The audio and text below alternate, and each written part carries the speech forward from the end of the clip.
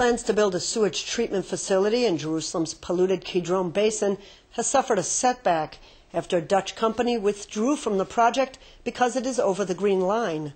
The move came after the Dutch government pressured the company, saying it would be in violation of international law and contrary to EU policy against settlements.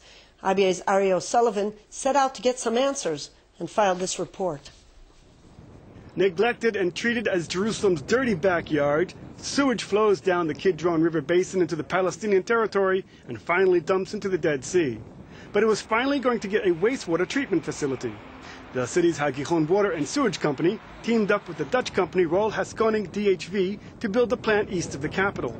But just as it progressed, the Dutch government, who have been major backers of the European Union's new policy to boycott companies working over the Green Line, pressured DHV to pull out of the project. This decision by this Dutch company makes no sense, not economically, not legally, and certainly not in terms of European policy, which purportedly wants to serve Palestinian interests in this part of Jerusalem, while in fact it deprives them of the most basic services which they deserve and which we obviously want to provide to them. So what's their plan? What are they saying here? That Palestinians should be left to themselves without any services until the day we find a permanent peace deal between the State of Israel and the Palestinian Authority?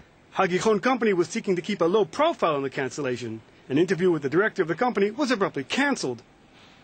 The company Royal Haskoning DHV issued a statement saying, "In the course of the project and after due consultation with various stakeholders, the company came to the understanding that future involvement in this project could be in violation of international law. This has led to the decision of the Royal Haskoning DHV to terminate its involvement in the project." Behind me is the ancient Kidron Valley. At the bottom of that valley flows a lot of the sewage from East Jerusalem. A Dutch company was going to build a water purification plant to treat this sewage. Now that they've pulled out, you're wondering what are the consequences of that decision. International law experts say the move was hypocritical on the part of an EU nation, and engaging in contracts over the Green Line certainly did not violate international law. This has absolutely nothing to do with actual international law. There has never been in the history of international law a case finding liability for a company involved in this kind of activity, and indeed all the cases cut the opposite direction. What the Dutch were really doing was threatening this company with bad publicity. That is to say, they were threatening them with a criminal prosecution which requires lawyers, attracts lots of negative attention, and in this case the process is the punishment. So the Dutch company would almost certainly have been vindicated in court, but after drawn out and embarrassing proceedings. So the Dutch government is simply threatening to use international law to bully, in the name of international law, to bully these companies.